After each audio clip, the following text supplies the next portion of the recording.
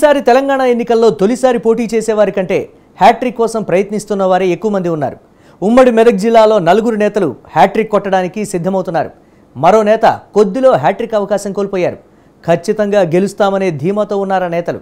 మరి ఆ 3 నియోజకవర్గాల ఎమ్మెల్యేలు ఎవరు? ఆ సెగ్మెంట్లలో రాజకీయాలు ఎలా ఉన్నాయి? ప్రచారం ఎలా సాగుతోంది?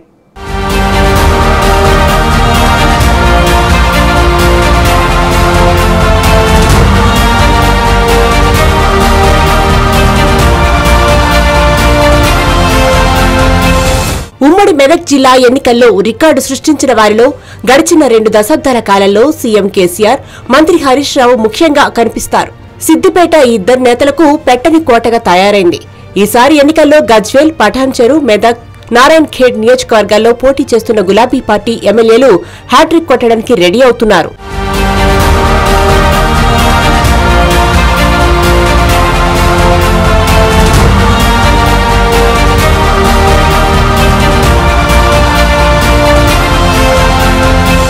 ముఖ్యంగా గజ్వేల్ నుంచి 2 సార్లు విజయం సాధించిన సీఎం కేసీఆర్ మూడోసారి అక్కడే పోటీ చేస్తున్నారు. కేసీఆర్ విజయం గురించి కంటే ఆయన సాధించే మెజార్టీ మీదే చర్చలు జరుగుతున్నాయి. నర్సాపూర్లో మదన్ రెడ్డి గత 2 ఎన్నికల్లోనూ విజయం సాధించారు.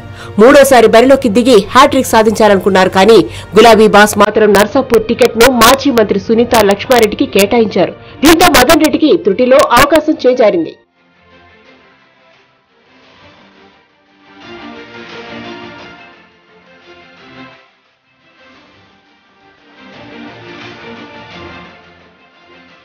నారాయణ్ ఖేడ్ నియోజకవర్గంలో వాడవాడలా ప్రచారం ముమ్మరంగా సాగుతూ పండగ వాతావరణం కనిపిస్తోంది.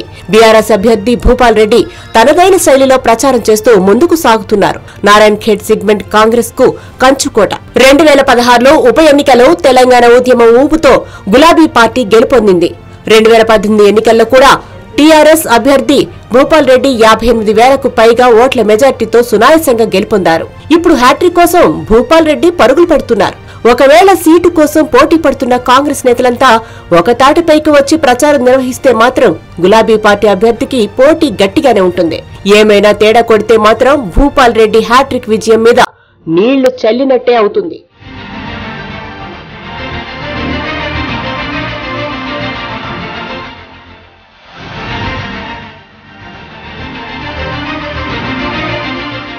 మెదక్ లో ఈసారి బీఆర్ఎస్ అభ్యర్థి పద్మా దేవేందర్ రెడ్డి గెలుపు అంత సులభం కాదంటున్నారు అక్కడి రాజకీయ విశ్లేషకులు. 2014లోనూ 2018లోనూ భారీ ఓట్ల మెజారిటీతో గెలుపొందిన పద్మా దేవేందర్ రెడ్డి మూడోసారి బరిలోకి దిగారు. అభ్యర్థులను ప్రకటించిన తర్వాత సీఎం కేసీఆర్ ఒకసారి మెదక్ నియోజకవర్గంలో పర్యటించారు. సీఎం పర్యటనతో బీఆర్ఎస్ కార్యకర్తల్లో జోష్ నింపినప్పటికీ మెదక్ లో పద్మా దేవేందర్ హ్యాట్రిక్ కొడతారనే సందేహం మాత్రం వెంటాడుతోంది. కాంగ్రెస్ నుండి మైనంపల్లి రోహిత్ పోటీ పడుతుండటంతో బీఆర్ఎస్ అభ్యర్థికి ఈసారి కష్టమే అన్న ప్రచారం జరుగుతోంది.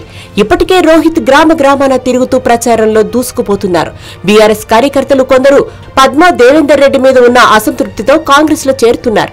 మరి ఈసారి విజయం ఎవరిని వరిస్తుందో వేచి చూడాలి.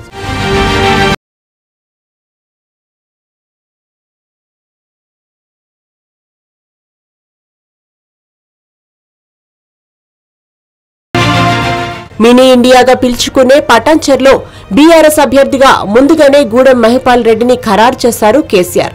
2014లో 18,000కు పైగా మెజార్టీ సాధించిన గూడెం మహిపాల్ రెడ్డి 2018 ఎన్నికల్లో 38,000కు పైగా మెజార్టీ సాధించారు. బీఆర్ఎస్ టికెట్ కోసం ప్రయత్నించి భంగపడ్డ నీలం మధు పంటి కింద రాయిలా మారిపోయారు. ప్రత్యర్థులు ఎవరైనా ఎంతమంది బరిలో ఉన్నా మాస్ లీడర్ గా పేరున్న మహిపాల్ రెడ్డి గెలుపు కష్టమేమీ కాదనే అభిప్రాయాలు వ్యక్తమవుతున్నాయి.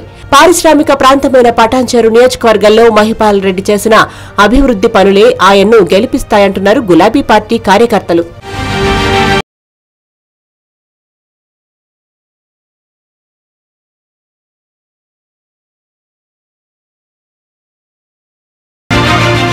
ఇక గజ్వేల్ నియోజకవర్గంలో సీఎం కేసీఆర్ మూడోసారి బరిలో దిగారు.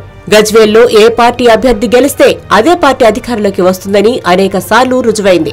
అధికారంలోకి మేమే వస్తామంటూ అటు కాంగ్రెస్ ఇటు బీజేపీ నాయకత్వాలు చెప్పుకుంటున్నాయి. కానీ గజ్వేల్లో గెలుస్తామని మాత్రం ఆ 2 పార్టీలు ధీమా వ్యక్తం చేయడం లేదు. కాంగ్రెస్ నుండి తూముకుంట నర్సారెడ్డి ఎంత మేరకు ప్రభావం చూపుతారో తెలియదు. కానీ బీజేపీ అభ్యర్థి ఈటెల రాజేందర్ మాత్రం ప్రభావం చూపిస్తారనే కామెంట్స్ వినిపిస్తున్నాయి. 2014లో 18,000 ఓట్ల మెజార్టీతో గెలిచిన కేసీఆర్ 2018లో 58,000 ఓట్లతో విజయం సాధించారు. ఇప్పటి వరకు ఓటమి ఎరుగని నేత కేసీఆర్ గజ్వేల్ గెలుపు నల్లేరు మీద నడకే కానీ అందరి దృష్టి గులాబీ బాస్ సాధించే మెజార్టీ మీదే ఉంది.